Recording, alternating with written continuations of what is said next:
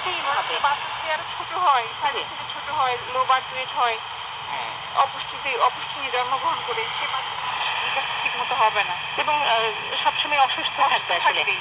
জি।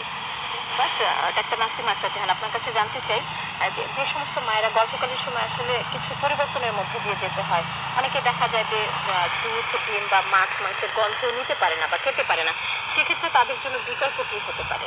হ্যাঁ, ধন্যবাদ আপনাকে। আসলে সেটা সাধারণত হয় প্রথমের দিকে, প্রথম ৩ মাসে। এই প্রথম ৩ মাসে কিন্তু মেয়েরা ওই খাবার, কিছু কিছু খাবার খেতে পারে না। সেজন্য তখন তাদেরকে যে সে কোন খাবারটা খেতে পারে, পুষ্টিকর খাবারের মধ্যেই সে কোন খাবারটা খেতে পারে সেটাই তাকে খেতে দিতে হবে। সেই জন্য যে বমি হয়ে যাচ্ছে আমার একটা খাবার খেলে, খাওয়ার সাথে সাথে সে পানিটা খাবে না, অল্প পরিমাণে বারবার খাবে। এবং যেই খাবার দুধ খেলে সে বমি করছে বা গন্ধ লাগছে, আপনি যেটা বললেন, জি। দেখা গেলো দুধের তৈরি কোনো অন্য কোনো পায়েস, পুডিং